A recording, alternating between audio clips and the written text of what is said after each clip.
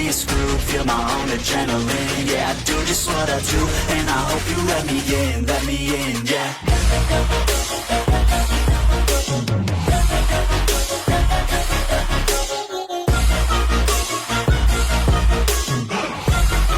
Hello and welcome back, fellow anime lovers, to Cypherfics. I am delighted to have you join us once again in the world of fanfiction and fantasy. This is the fourth part of What If Issei, Rias Enter Overlord. Special note, this fanfic is written in a masterpiece of I4MD347H and Zaralann on FANFICTIONnet. Do check and support the author too. Now smash the like, share and subscribe button for more. Also press the bell icon so that you never miss such great parts. Thanks for the introduction. Now let's dive into the world.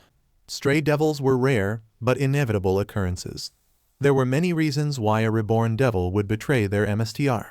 1. There was a high chance the MSTR would abuse the peerage system. 2. The devil hierarchy had yet to be reformed by the upper echelon. And 3. There were cases where the stray would free itself from its leash in its pursuit of power.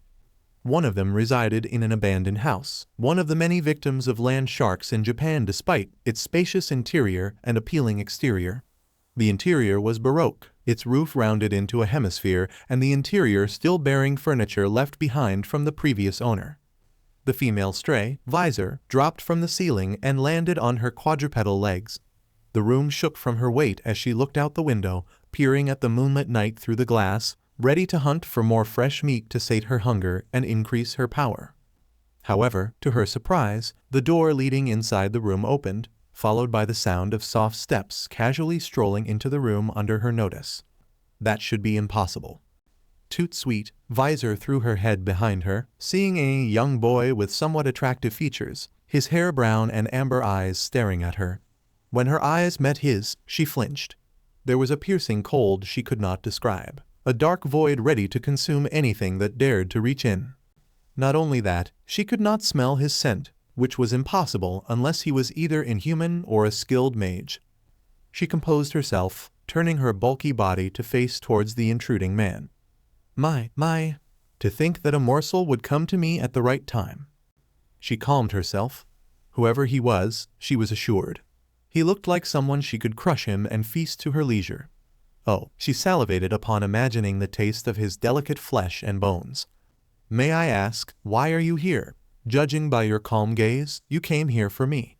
Oh, don't tell me. You're here to see my beauty? She cooed as she squeezed her melons, slowly pinching her naked nipples to prepare her special milk. Truthfully, I'm here to meet a monster, the man replied as he stopped.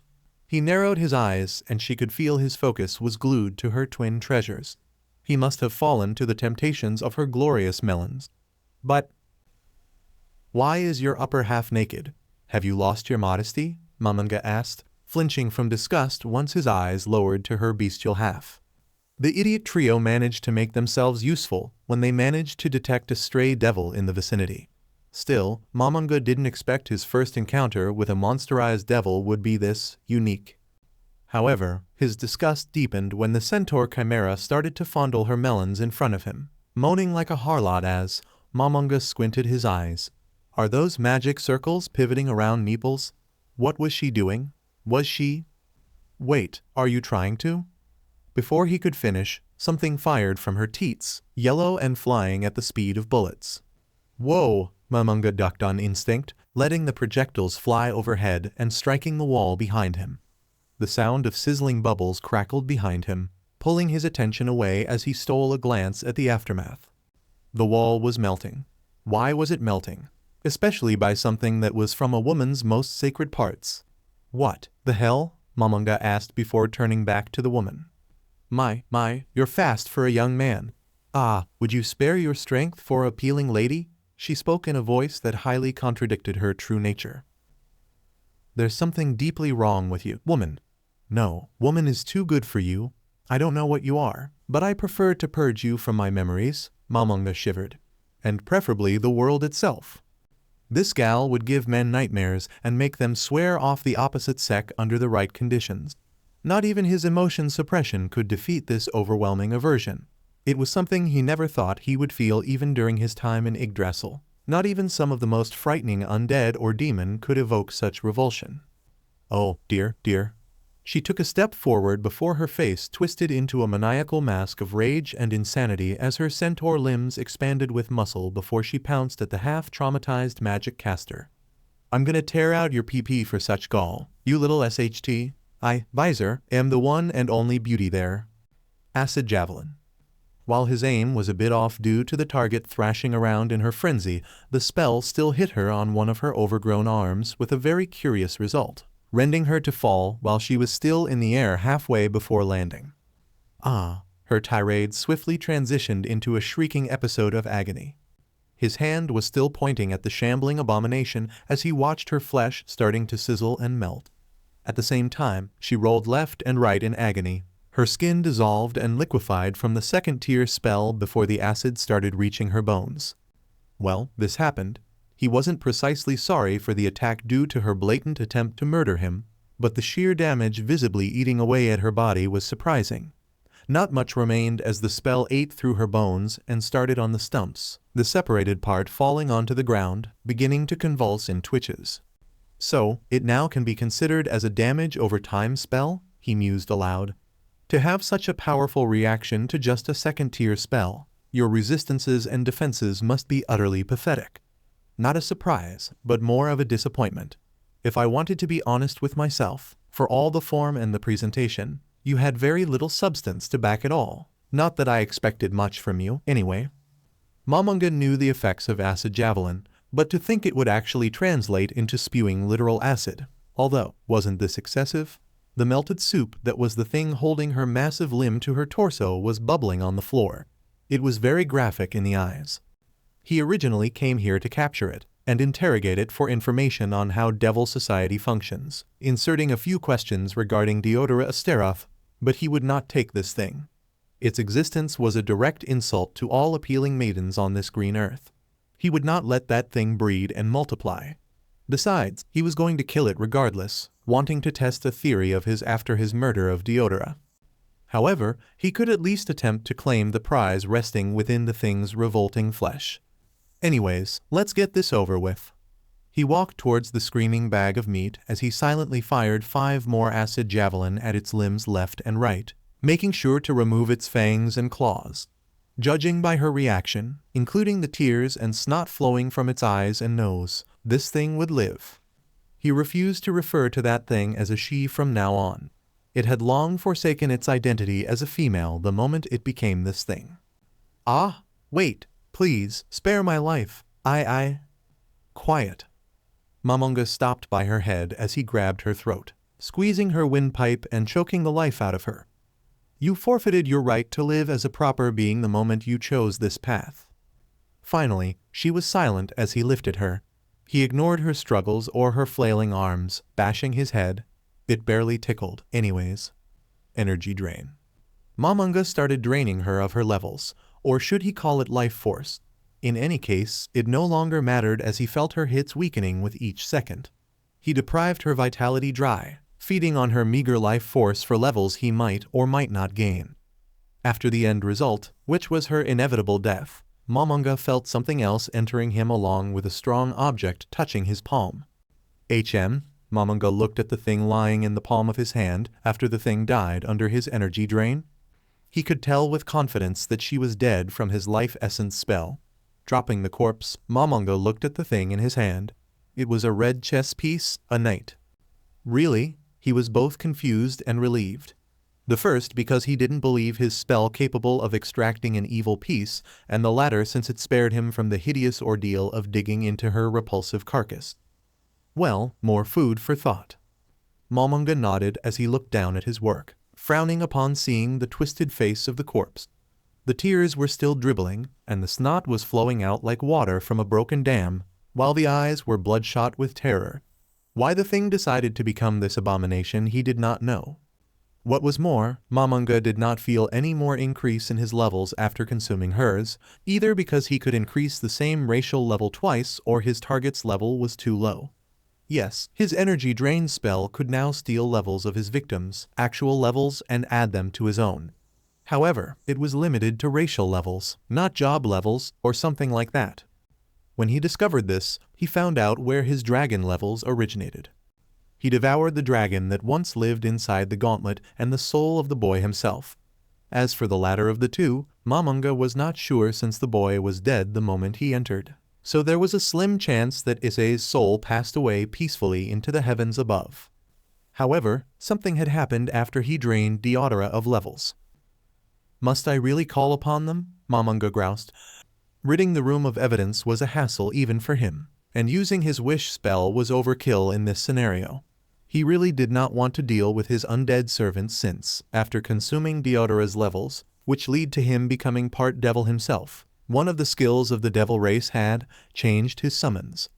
The skill was called King's Crown V, a passive skill that synergizes with his other skills and spells, improving the aesthetic side like making his spells more pleasing to the eyes and such according to the description. The effects were minor on paper, but subverted his expectations when it extended to his summons. There, it functioned more as a curse than a buff that was glued to his character. The effects transcended what the description implied. It corrupted them, from terrifying undead designed to call all life into feminine versions of themselves. Meaning his undead literally underwent a sex change through means that could only be possible through cash items meant to alter the appearance of the player. Not only that, the process somehow bestowed his summons a form of sentience, or, more precisely, made their sentience more pronounced than ever. Those like the Death Knights could converse with him and such before the corruption under their stoic exterior, albeit more masculine and befitting their thematic lore. Now, Momonga grimaced as he mentally communicated with his undead hidden in his dungeon. A moment later, a gate appeared beside him as a few elder liches exited the scene, but instead of rotten corpses donned in academic robes. "Father called upon us," came a voice as a figure in a tattered hooded cape floated. "We came upon Father's summon." White shaggy hair, violet half-lidded eyes greeted him, with the only article of clothing being the mentioned purple hooded cape and bony skull-themed ankle and wrist bracers. Pale, grayish-white skin, and a large metal cross-shaped decoration were showing behind their heads. He could see the purple eyes on each arm of the cross, black lines of the slitted pupils moving as they took in the noose around, and violet energy seemed to be leaking out of them. Each of the elder liches floated into the room looking like mostly naked girls with rather shapely forms, but the sheer adoration and worship in their gazes as they looked at him killed any negative effect they had. Each of them held a book bound in brown LTHR and decorations made out of bony claws and a skull on the front. They were all linked together, worked akin to a hive library for their collective knowledge. "We obey Father's words," another one said in the same quiet and monotonous voice. "What does Father longing of us?" Yeah, the borderline zealous worship they had for him was not helping as 3 pairs of eyes looked at him with expectations. "Just erase the evidence." "Yes, Father." Before, they addressed him as the Supreme One with fanatical reverence. Now, they call him Father with an adoration that strung his guilt every time it hit his ears. At first, Momonga wanted to get rid of them to free himself from the sheer embarrassment. But Asia was present when the corruption occurred, so he could not banish them. Not only that, but he also stated that she liked them better this way, because they were cute. At least this curse had an upside, diminishing the fear factor when introducing them to his allies or other people, but not like this. Momonga wanted a more profound solution than this ridiculous transformation. However, their appearances betrayed their design and purpose, nor should they be pleasant to the naked eyes. His undead was to inspire fear and sow terror to his foes, not instruct them with pleading eyes. Worse, the moment they gained a semblance of sentience made him feel so guilty. Why did they have to look at him with eyes like that? It was not fair. He wanted to build an army that would slay his enemies, not to be a father figure to his daughters. This world is bullshit. Momonga always knew that something was off with this world. The absence of his level cap was enough of a bad omen, but after 2 consecutive encounters with the absurdly perverse elements, one of which he recently sent to hell, he started to understand what kind of world he was in, even though a significant part of him refused to let it sink in. His plans on creating an undead army that could support him in his eventual independence against the 3 biblical factions were delayed until he could acclimate. Momonga was a summoner, meaning the undead and otherwise he conjured were to die for him in combat at his will. But how could he use his undead as his soldiers now when they looked like cute girls, clingy, affectionate, and sometimes trying to be cuddly? Their being female hindered his full battle potential, and he did not want to forsake what moral values he had left just to retain his abilities. If he knew that consuming that butt's soul would cosmeticize his forces, he would have used true death on him instead. Not only that, but some of his zombie-like undead like his ghouls were also requesting food, their need to eat being absent notwithstanding. His main staple of undead was the skeleton variety, so it should not be a problem assuming maybe he could feed the corpse to them and save him the trouble while the others clean up the trail. Yeah, let's do that.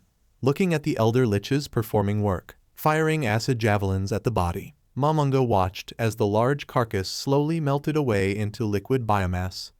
Looks salvageable. Maybe he should consider feeding his prisoners to his minions next time, assuming that it wouldn't rise as undead. Besides, he needed to inspect the evil piece he managed to tear out of the abomination. When Momonga returned to his bedroom, seated on his bed under the guise of a moonlit night, he used all appraisal magic item on his newest prize, receiving some very potent inconsistencies from the results. I'm not sure if Rainier is simply ignorant or just misinformed of how these things worked in general. What he now held between his index and middle fingers was an impossible creation as far as his knowledge went. A level-up racial change item in contrast to her description. His spell informed that anyone who imbibed it into their being would gain 5 racial levels, 5 extra points of Lesser Devil, a type of demonic race that did not exist in Yggdrasil. There were devil subspecies amongst the demonic races of Yggdrasil, but there was no such thing as a Lesser Devil, only Devil or Archdevil. This revelation made Momonga question the sparseness of variety in the races in Hell. From the racial levels, other than bonuses to overall parameters, they bestow minor increases in attack speed and movement and to an extent. But unlike the Fallen Seeds, Book of the Dead, or the Heaven's Feather, there were some apparent dangers and possible side effects if misused or abused. 1. It could malfunction and cause mutations if the user desired or their karma values dropped below a particular line, like with the stray devil he killed, which was strange. He never heard of karma affecting the racial abilities and paths this way, or even knew that the devils here could turn into true monsters. The key was the disbalance of power resulting from too much negative karma, which caused her body to mutate. Otherwise, stability was the other key in maintaining the devil's proper form along with the adaptability and compatibility of the host in question. Momonga was also rather glad that energy drain seemed to damage the automatic recall function that would have activated upon the death of the host, so the evil piece didn't teleport back to its creator. Whoever Ajika Asteroth was, he really was a man of innovation. There were seemingly dozens of functions and little niches all over the crystalline item. While the spell revealed the creator and the history behind the item, the manufacturing process was vague, other than Agria's island being the abundant source of the crystal material needed for the construction. He was slightly envious of Ajika. None in Yggdrasil could replicate such an effect. Momonga wasn't confident that he could create one, even with wish upon a star, as he is now. The classes, skills, and the knowledge required to get to recreate a similar item, even if the strength was severely lacking, the sheer complexity was through the roof. Momonga preferred not to delve into that rabbit hole. It would only damage his gamer soul further. He refused to give in to the bullshit. However, now that he thought about it, could he break the evil piece in a reincarnated devil if he used greater break item on them? It could be a great surprise tactic to use against a strong reincarnated devil, and he needed to test his freedoms with his powers. He hoped that the Asteroth guy did not have a method of protecting the evil piece should he learn of this spell. It would be very unfair if the guy could create artifact-grade items, the ones that cannot be destroyed by player hands in Yggdrasil. Moving on, he cast Greater Break item on the useless piece, watching it disintegrate into radiant nothingness. As far as he knew, Asteroth might have a method to track the evil piece if it wasn't so broken beyond repair. This venture proved quite profitable. His undead were busy cleaning up the mess with their acid arrow spells, leaving him free to continue studying the night. He looked back at his bed, seeing someone lying under his comforters. Asia was sleeping soundly there, her breaths like soft whispers with her head laid supine. She needed his bed more than he did. Momonga lightly smiled as he watched her turn over and mutter in her sleep. Issei, was she dreaming about him? The sight of a girl dreaming about him wrung new emotions within Momonga along with embarrassment. He sheepishly rubbed the back of his head, smiling at the sleep well. She needed it after Momonga broke the news about Deodora. Her response was crying in tears when Momonga told her the truth about Deodora's murder attempt and his intentions with her. She didn't believe him at first, but Momonga slowly convinced her. She was a strong girl, stronger than he ever could be inside. Now that I think about it. The remembrance of that vile scum made him recall the secondary MP bar. He looted all of Deodora's possessions after he sucked his life force and soul dry. After appraising every item he could find on Deodora's body, Momonga failed to ascertain the source of the secondary MP bar. Where the hell was it? Momonga quickly reviewed the effects of his mana essence spell. Generally, it allowed him to see the MP of others in the form of a standard Yggdrasil MP bar. Never did he encounter someone with 2 MP bars in Yggdrasil. The developers would never give magic casters like him a secondary MP bar since it would completely wreck the balance of the game. He tried to recall the missing link. It was impossible unless Deodora had surgically installed another mana source inside him. Or was it another living being inside him supplementing the extra mana? He recalled that symbiotic insects do exist in Yggdrasil, one of them being a lip bug, which Genjiro inserted into Intoma. I should have brought the corpse with me. Momonga wanted to bring Deodora's corpse for further inspection. But if Deodora managed to track him down using Asia, then the others could through Deodora's remains. So instead of leaving it there to rot like with that first fallen angel he killed, Momonga disposed of the body, leaving a splattered mess behind before warping away before witnesses arrived. The smear in the alleyway was on the news, front coverage, and it brought a smile to Momonga's face that he would be remembered as a nameless mess, although it was strange why his corpse didn't disappear like the Fedora man. Still, he wanted to know if there was a technology that Asterith guy made that could provide a secondary MP source. That knowledge would have been useful indefinitely. The limitless possibilities of this world could allow even that bullshit along the way. To his chagrin, Momonga almost never used the word bullshit, but this bullshit world was completely and utterly ludicrous. Anyways, Momonga needed to return to studying again for classes. His all-night studies helped him make tremendous progress with his grades, though he might consider getting a tutor to speed the process somewhat. The problem was whether or not he could get a tutor that won't ask questions the motivation behind his studying. The room was aristocratic in theme, paintings hanging in front of a beige wall opposite the door, decorated in darkened patterns of spades, looking at the back of a crimson-haired beauty under distress. Why isn't he using the pamphlet? The president of the Occult Research Club tapped her finger on a mahogany desk with irritation crawling under her skin, annoyance that slowly started to leak out of her features. Her familiar delivered the pamphlet to the promising boy with a sacred gear, but he never bothered to activate the pamphlet and summon her to his side. She thought that her pitch would catch a bite from the infamous member of the perverted trio, but she received nothing, nary a response. She would not let such a promising candidate go, not when Riser was nipping at her with encroaching fervor. Rias was sure that the contents would appeal to Issei's infamous tastes, one forged from research into his background and his fondness for the female bodies. In the pamphlet, Rias added the promises fulfilling his dreams if he accepted women mostly, yet Issei never took the bite. She placed a hand on her ear, funneling her mana to form a red magic circle next to her ear, a communication spell to one of her peerage. "Kaneko-chan," Rias called out with saccharine. She waited for a response as she awaited a response from her beloved junior. "Hi, Kaicho," Kaneko answered. Rias could almost feel Kaneko nodding from the other side through the spell. "Would you kindly do me a favor?" she sweetly asked. "MHM. May you go check on the sophomore known as Issei Hyoto again? I want to confirm a suspicion." From the rumors circulating the school, Issei had changed behavior. The girls gossiped how the infamous member of the perverted trio was falling out, whispers of possible recovery from degeneracy. "Yes, I will do it after class."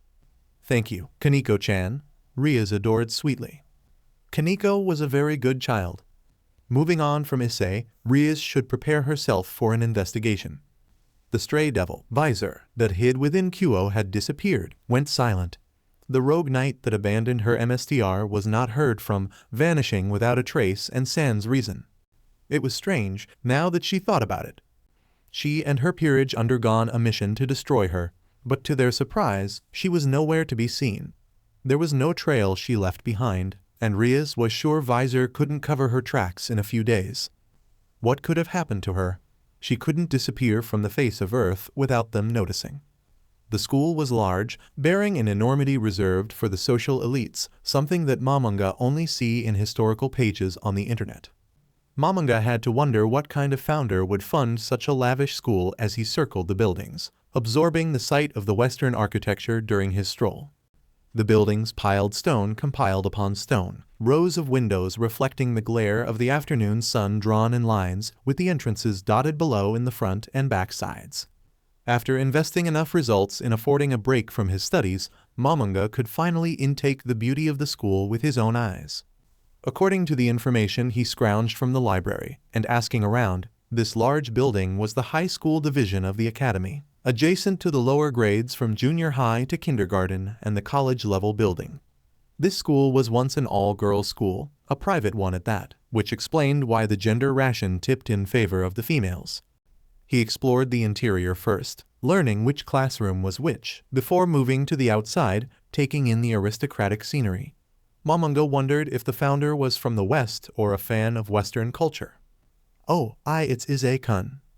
Momonga stopped as he picked up voices. He looked around, finding himself in the sandy court of the P classes and the girls around it. Behind him, the girls huddled together were in Haoris with wooden shinais held in tight grips. Shinais that were pointed at him with cautious prejudice, with Miriama and Kates at the vanguard. He found it embarrassing that he ended up on their court unawares in the first place, though he did have a tendency to be lost in thought sometimes. "Issei, keep your perverted eyes away from us or else we will kick you out," Miriama shouted at him. "We have your idiot friends tied up inside for peeping on us. Don't tell me you want to join them." "Huh?" Momonga blinked at the ridiculous response. He was wondering where the hell those two were today. He didn't see them anywhere after lunch. Sorry. No, I am not here to join them.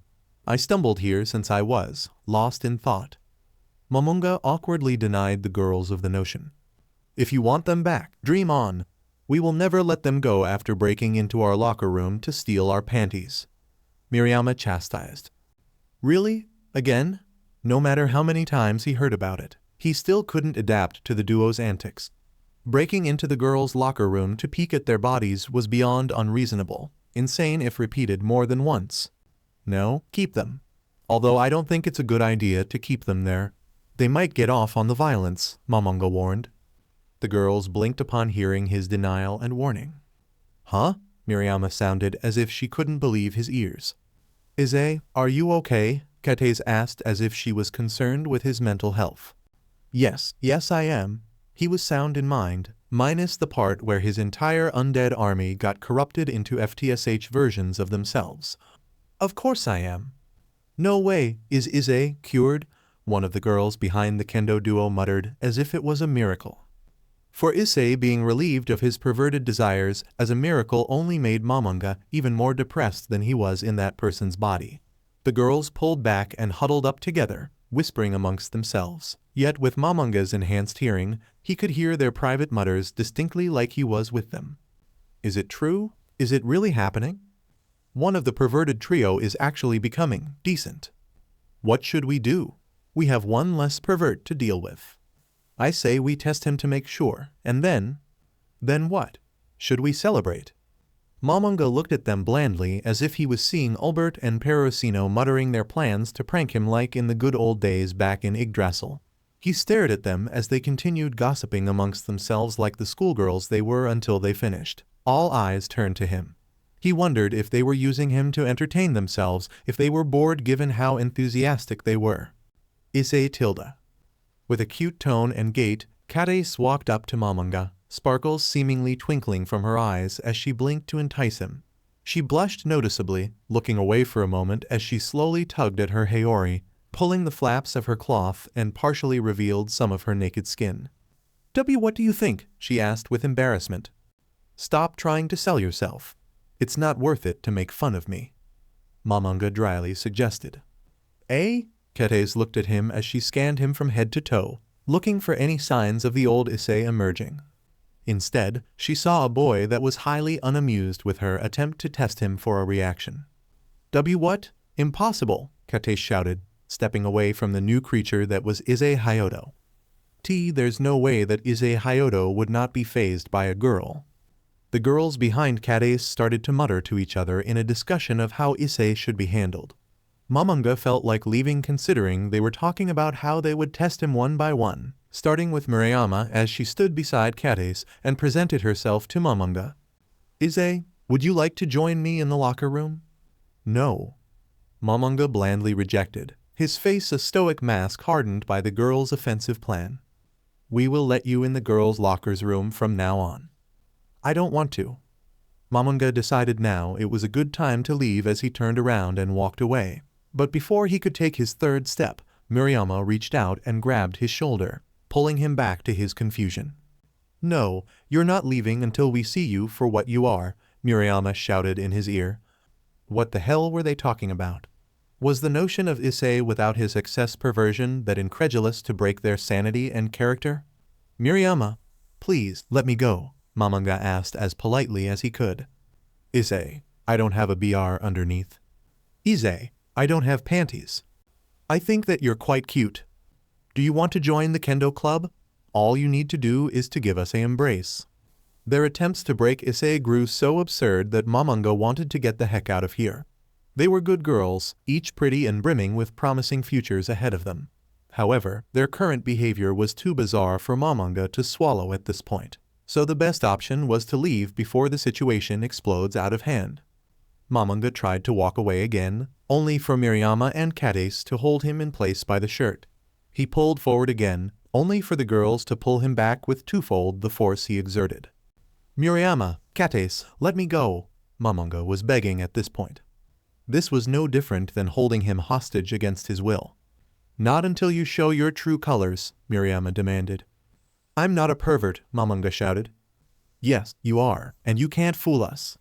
The other girls started to join the two and grabbed his arms, pinning him in his growing panic. Stop! Let me go! Help! Momonga cried for assistance as the girls held him in place. His cries attracted the attention of some wandering students. One by one, they converged to his cries, looking at the ridiculous scene. The day continued with Momonga trying to escape the clutches of the kendo club, running away from the girls until he got home. You traitor! Momonga continued planting his face on his desk, not giving the perverts the luxury of eye contact. What the hell is it with you these days? How the hell did you get the kendo girls to fawn over you? Go away, evil spirits. Momonga prayed in his head, trying to ignore the perverted duo haunting him. You even dug your clutches into the stubborn Murayama and shy Kate. Matahama and Matsuda loomed over the skin-wearing skeleton as he dug his face into his arms on the desk even further. Talking with them was tiring enough. Indulging them was an invitation to disaster. What do you two want this time? Momonga asked, groaning in his arms. Confess how the hell you captured an entire female club for yourself, Matahama demanded. I haven't done anything of the sort and I never will. Momonga still recalled how tired he was after escaping the kendo club members and breaking through the surrounding crowd, and he was an untiring undead. Oh, really, Lady Killer? Another voice joined the conversation. Momonga shifted, lifting his head slightly to see another girl. She is wearing spectacles, has gold-colored eyes and lightly messy walnut-brown hair tied into braids on her right and left. From the time Momonga has been here, he learned her name as Kuryu Eika, the female counterpart of Matsuda. She would usually come to them from time to tease him, or the perverted duo, even though Momonga did not carry Issei's perversion. You left the kendo club quite embarrassed with your stunt. You're the talk of the school, you know? Hoo hoo hoo hoo hoo hoo. Eika placed her hand to her mouth, huffing with mischief to Momonga's chagrin. Murayama and Kate are as quiet as ghosts, you know? Look, look. She pointed at the far left, at the two girls seated far away from Momonga's position, both of whom were bearing cheeks red as roses. They wore their regret on display, their shame palpable. Momonga could sympathize with them, but they only have themselves to blame. They brought it upon themselves. Is that all you're here for? Momonga asked. Eika walked to Momonga, circling him like a vulture studying its meal. She leaned forward beside his ear and whispered an outrageous message. Do you want to know where the peephole to the girls' changing room is? Is there a reason why you're trying to play devil's advocate here? Momonga retorted instantly, looking at Eika as if she was an imp. Wow, you really have lost your energy. Eika whistled as she pulled back. What happened to your little Jichen down there? Did you somehow break it? I'll have you know that it is intact, thank you very much. Momonga couldn't believe the conjectures that were popping in her head. You sure you didn't become a eunuch these days? Did your parents plan to send you to a monastery to achieve enlightenment? My enlightenment is that the world is bullshit. PFFF, Kuryu covered her mouth, stifling her laugh with puffed cheeks. Others that heard his conversation around the classroom did the same, all caught off guard by Issei's humorous response. Hoo. Fine, I'll leave you alone. By the way, quick question, Kuryu's lips widened into a Cheshire smile. Is it true that you're gay? Calf. A calf. Momonga rose from his seat in a coughing fit, his breath knocked out by the absurdly unexpected question. What the hell is that? Momonga demanded. Well, some rumors are spreading through the grapevine, you know, Tilda. Eika widened her smile as she pushed up her glasses. What? What rumors? Momonga's right eye twitched in angst. Who would spread slander over him right now? What the hell did he do to deserve it? Cuckoo, the rumors are quite amusing, you know? Some say that you have awakened to the wonders of BL and are in pursuit of sating your wicked desires with other boys. It's a popular trend among Fujoshi, hoo, and it also explains why you didn't satiate yourself on the kendo girls. It is the reason you didn't sick on them, right? Ha? Momonga couldn't believe his ears. What kind of warped spiel were they spewing behind his back? Who the hell spread those rumors? A vein started to pop under Momonga's skin, growing anger boiling in his gut, demanding him to strangle the ones who were responsible. Kuryu sheepishly grinned as she pointed her finger behind him. Momonga slowly creaked his head and, when he trailed her line of sight, saw two familiar faces averting their gaze, whistling with forced nonchalance. Momonga put two and two together as he lazed at the two with his searing glare. Madohama caved in first in an outburst of retort. Oh, come on. Yes, we did it. But how can we not spread them after seeing you getting the girls? He pointed his finger at Momonga. Do you have any idea how much pain I felt when I heard Miriyama offering you her panties? I was crying BLD there, you magnificent BSTRD. Matsuda ground his teeth as literal tears of BLD poured out of his eyes. That's your reason for painting me as a HMO, Momonga retorted as he jumped from his seat. Their shenanigans reminded him of his time with his guildmates and Lucifer playing pranks on him from time to time. He wasn't sure if he should sock them for their idiocy or outright strangle them. Ha, that's what you get for being a womanizer. Oh, that's it. Momonga was about to jump over to them and strangle them in an arm hold. But the door of the class opened, revealing the English teacher inside. Take your seats, children, the teacher said. Momonga stopped as he returned to his seat, his eyes still glaring at the smug perverts as he groused in his seat, quietly pulling his notebook out as the teacher started to dole his lecture. Today, Momonga decided to return home and relax with Asia. He needed a break after experiencing the incident that was his undead army, his plans set back, and his mind suffering recoil from the impact. Something to vent the stress he accrued so far. He scrolled through the options available to him, but the first thought that came to mind was him returning to play Yggdrasil, which made him smile a little. In a sense, Momonga brought Yggdrasil with him, even though the rules were a little too loose and absurd for his hardcore gamer's soul. He shook his head, deciding to spend some time exploring QO with Asia. Now that Momonga thought about it, maybe now he should send the three fallen idiots to find a person to pawn off the treasures Momonga had in his inventory to trade in enough yen to afford Asia's enrollment into QO. Despite QO being a hotbed of devils as he discovered, Asia should be fine since her affiliation with the church was annulled. Besides, Momonga would nuke the school if they ever dared harm her, and he had resurrection magic to boot. He could not think of any other school so far, but through his experience, he was fine in the school, and the humans enrolled in QO were alright. Also, he should help Asia train in some spells of her own since she somehow became a player.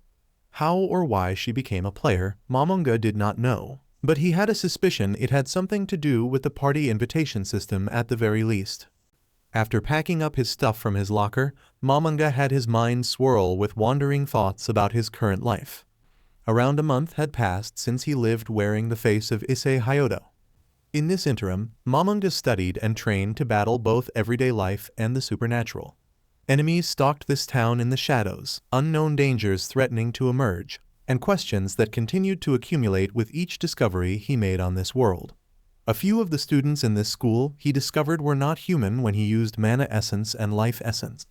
They walked and behaved like human students, making him wonder if they were accustomed to the human lifestyle or acting behind a flawless facade. Remembering the three idiots' description of the devils, the clan of devils governing this city was the Gremory clan, one of whose being the Devil King, bearing the title of Lucifer. Momonga wasn't sure if a Gremory clan devil attended this school since he focused all of his efforts on conquering his academic obstacles. He should search for anyone with the Gremory name tomorrow after class so he could avoid them at all costs. Momonga wasn't equipped to deal with an entire faction as his current condition, especially after the setback to his undead army project. His daughters drained his mental fortitude every time he saw them, constantly wincing whenever they called him father. It was too late to eliminate them since it would only serve to damage his conscience. As Momonga walked towards the exit, he slowed to a stop upon sensing something off in the air. He felt as if something was watching him behind his back or something, but he could not tell.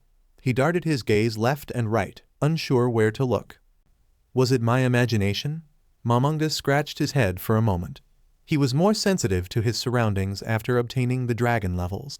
His nose and ears became sharper, his eyes keener, and awareness of his surroundings stronger than before. Adjusting to his heightened sensitivity to the world was a nuisance, though not strong for him to acclimate. His vision was crisper, able to spot objects and details far away. His smell could detect the scent of BLD many meters ahead, and his ability to sense magic was in development since he had no training or experience in this department, which was why he relied on his Yggdrasil spells. He shrugged after a moment before leaving the school, missing the lock of white hair peeking behind a locker. After returning home, Momonga unloaded his school supplies and headed downstairs to his underground dungeon, his mien contorting with phantom agony as he entered the metal halls and spotted his corrupted forces. "Greeting, Father." "Daddy." He died a little inside as the Death Knights he stationed here saluted him when he entered. "Ha!" He tried to break into a smile, but he failed. These things were a different breed compared to before. Full metal armor of black waving plates hugged the feminine figure inside, crimson veins traveling across her skin from her piercing BLD-colored eyes. Its hand, however, defied the theme's fragile-looking dame, large claws holding a flamberge in one hand and the other black pavies merging with the metal-clawed gauntlet, acting more like an arm guard instead. Their sizes somewhat shrunk compared to their masculine counterparts, which made Momonga wonder if their performances decreased or not. He wasn't sure if he wanted to find out as it pained him even to command these girls. Moving past them, Momonga headed towards Asia. He could see her location from the map located around the top right of his vision after she somehow became a player of Yggdrasil through random luck. Winding through the small maze of metal corridors, he stopped before one room, peering at Asia as she casted divine spells onto Rainier in her battle against a corrupted Death Knight riding a Soul Eater. The Soul Eater was also altered into some centaur that was armed with a scythe and wore a purple hooded robe. Her demeanor was far more docile than most would think upon seeing her kind at first glance. However, in this case, the Soul Eater was vicious, swiping its bone scythe it got from who knew where at the fallen angel with palpable BLD lust.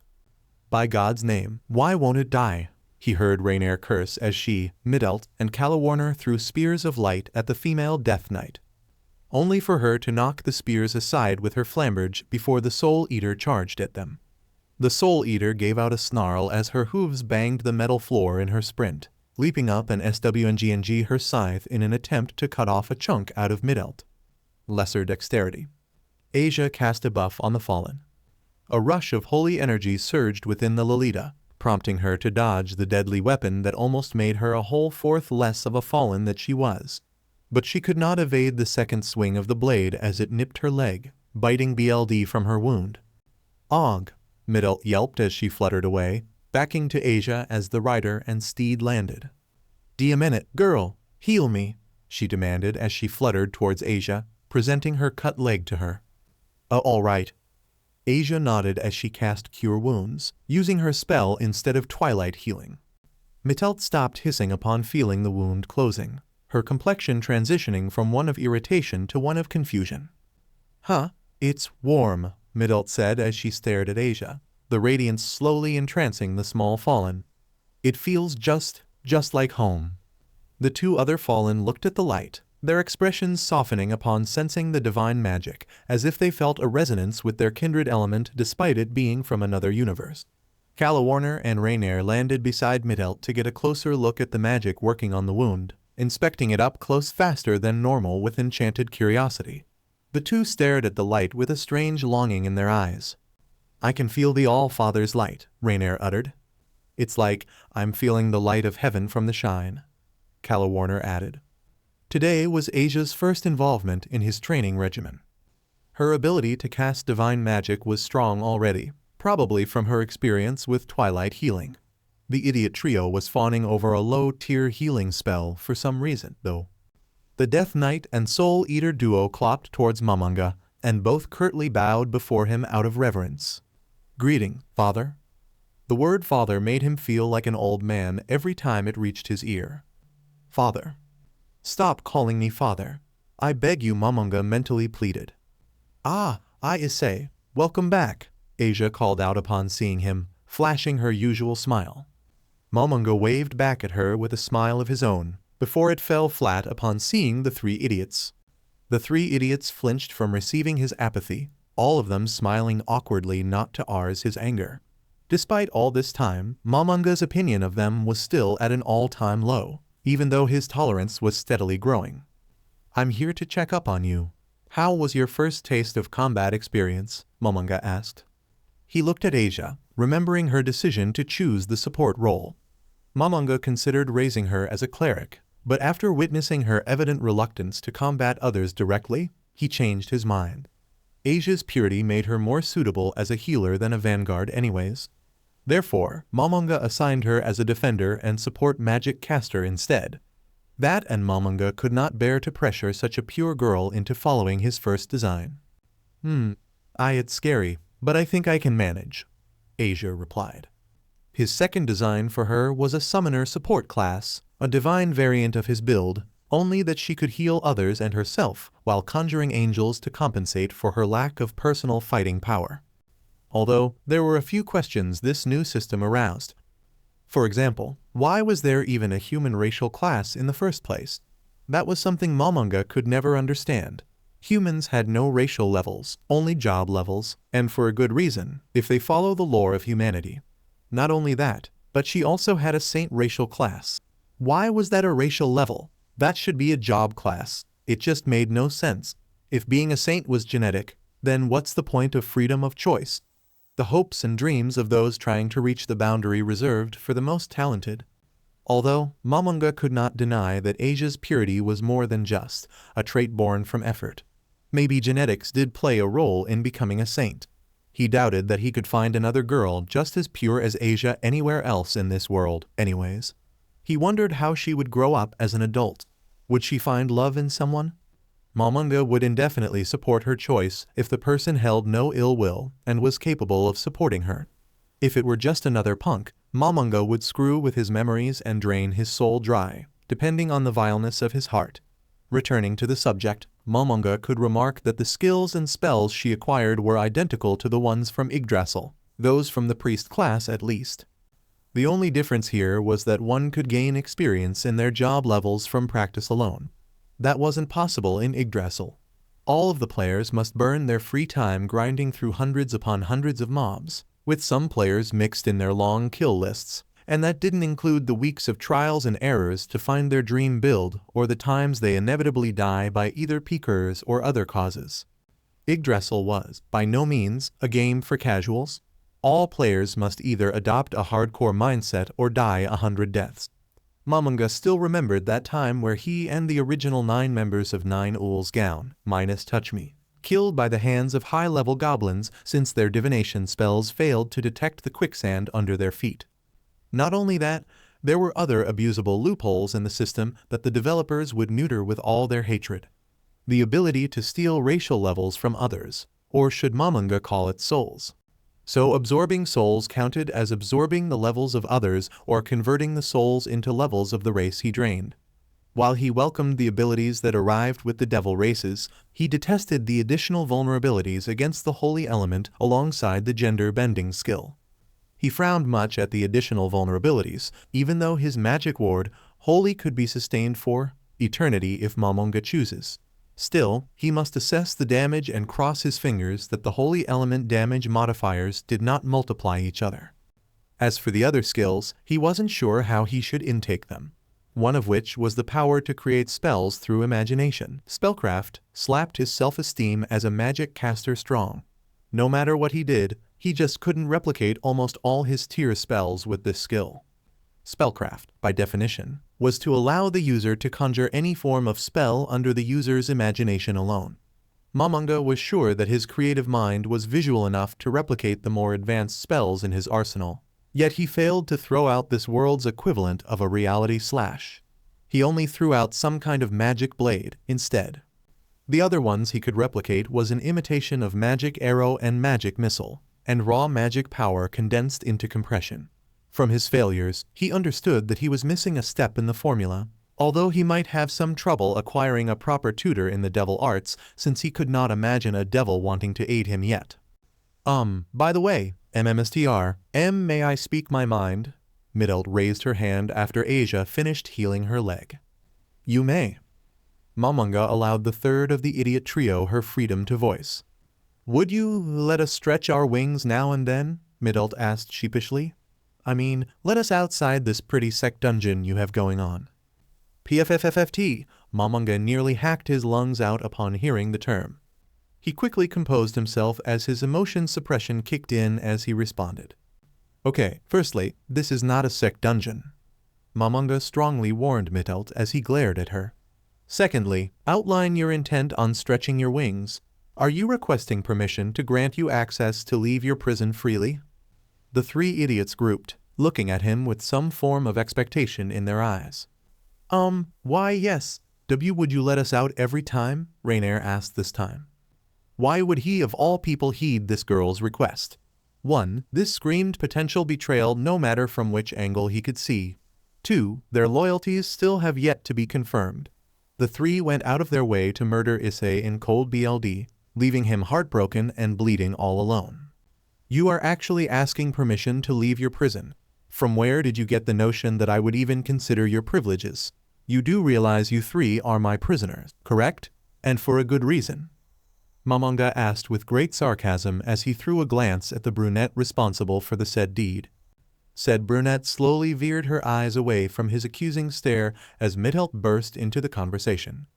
Oh, come on, Miss TR. We've been stuck here without any taste of fresh air for days. We don't want to be neats or lose touch with our wings. We want to fly out and get some fresh air out of this amazing dungeon, Midelt whined. Was she always like this? Momonga didn't take Midelt for being immature. How her maturity reflected her small stature. Momonga hummed in thought. It seemed the days of inactivity were triggering them with excess restlessness. Momonga could relate with that feeling, cooped up against their will with the ringing silence gnawing their patience to the bone, the isolation, and the solitude it brought. Even so. 3 idiots. Stop calling us that, Midelt protested. How do you intend to spend your time on the surface when given the chance? The 3 idiots paused as they looked at Momonga with confusion. Well, we hope to have something to do other than lounge around all day. The boredom is torture. Calawarner pleaded. We promise to be good, please, we really do, Midelt nodded. They were acting like children begging a parent for playtime more than rejected angels. Even so, Momonga still didn't trust them. They could leak his information to the fallen angel faction, and he did not want that. Momonga yet hadn't tested if his wish spell could kill them regardless of distance. There was also a chance of his magic getting traced like his discern enemy skill, which he refused to use since the opponents, those with great senses, could detect the spell appraising them. However, they didn't know about his magic, so. Your needs aside, My trust in you has not changed one bit. Why should I let the three fools infected with racism out in the open? Momonga asked. The three huddled together, whispering amongst themselves. Momonga could hear some of their words like should we stuck him, or let's use Asia. Momonga wasn't sure if they were planning an elaborate scheme to flee from their contract or something. You can use our bodies as you wish, Mittelt suggested. Momonga's left eye twitched on reflex. What? Momonga uttered threateningly. My lord, we were asking how we could earn your trust to leave without your worry. We were wondering for a while if we are worthy of some privileges after our time under you. Calawarner interjected. Momonga was starting to understand where they're heading with this, ignoring Mittelt's nonsense. He might be able to capitalize on this development, but the matter with trust must come first. He must ensure that they would never betray him. Maybe he could give them a test. If they die while trying something stupid, it's on them, Momonga mused as he cleared his throat. I might consider that. However, I still believe neither of you three should be allowed to leave without precautions. Momonga raised his hand. What do you mean? Rainier gulped as the ambience around Momonga darkened. Many magical circles enveloped Momonga, one in front of his hand and many more surrounding him. The three idiots gasped as Momonga casted the spell as it enveloped them in arcane white. The three blinked as they patted their bodies for a moment, trying to feel anything different about themselves. Now, you three are free to leave the dungeon and stretch your wings. Don't let my parents catch any of you three leaving this dungeon, though, Momonga smiled as he lowered his arm. The three did not seem comforted by his smile. Good. What did you do to us? Mittelt shouted as she patted her body with growing panic. I simply cast a spell. Or, more accurately, my contingency, Momonga explained. See contingency? What contingency? Calawarner took a step back, afraid of his implications. Something to keep you from betraying me. A safeguard I placed on you with dire consequences for your health. Eh? The three idiots looked at themselves, fear gushing out as they asked. What will happen if we don't behave? Mittelt asked, her face quivering in fear. If you breach our sanctum of trust, you will die. Instantly. Without pain nor warning. Like that freed guy. Although I am not exactly sure if it will work, Momonga never tried this before with a wish spell, so he had no way of knowing if it would actually kill them when they leak his secrets to their former boss, but the fear that would keep them in line did assure him to some extent. Assuming they don't receive a sudden burst of courage or something. The three idiots paled as Momonga turned his attention to Asia, paying them no mind with confidence, a mask of confidence. He must act the part to make sure that they would take the bait as he turned his attention to Asia. Asia, do you want to explore Kuo with me? Momonga asked kindly, extending a hand with a smile. Seeing Asia's kind smile always soothed his soul. He decided to treat her to some ice cream and other treats when he could. He should ask the parents for some money as he ignored the wailing idiots in the background. Why, yes, I would love to, Asia replied as he took his hand. Wait, are you joking when you say we'll die if we mess up? What if we do something wrong by accident? Or if someone eavesdropped on us or something? Mittelt asked insistently.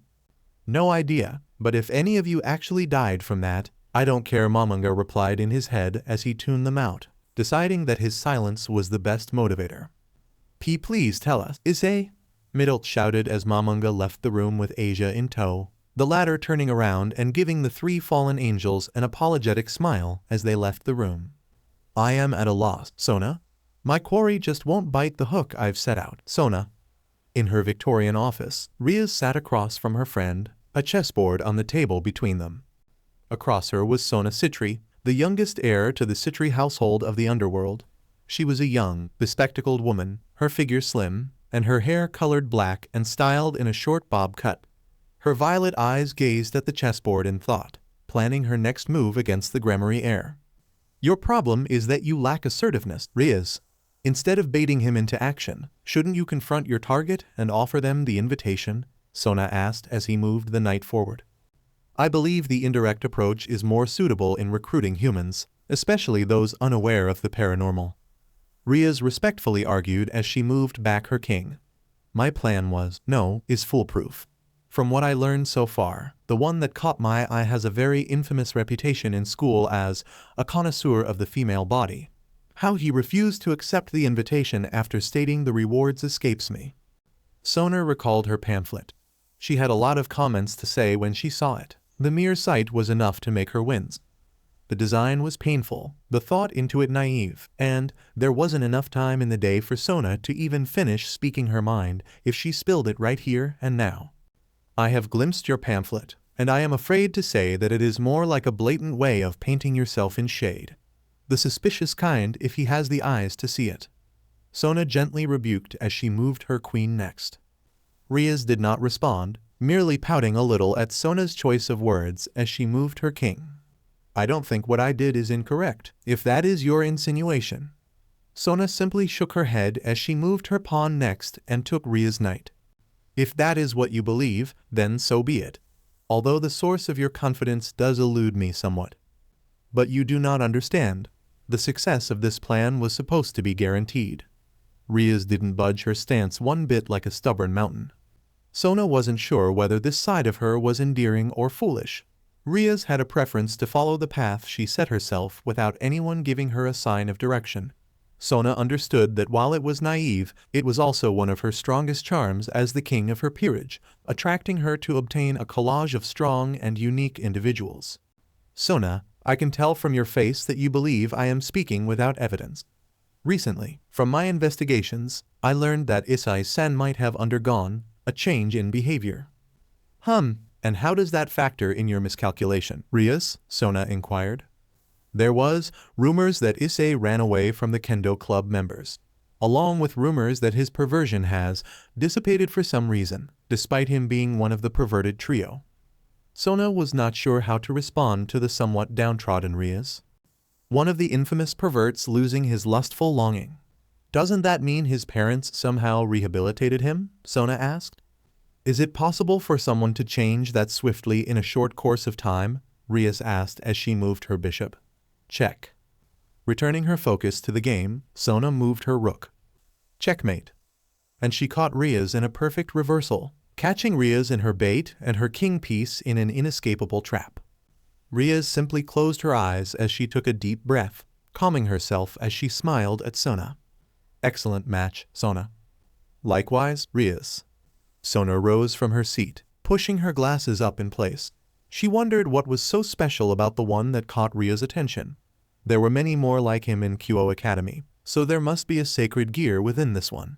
Sona considered whether or not she should take this one for her peerage. But considering Ria's circumstance in the political world, Rias needed the help more than her.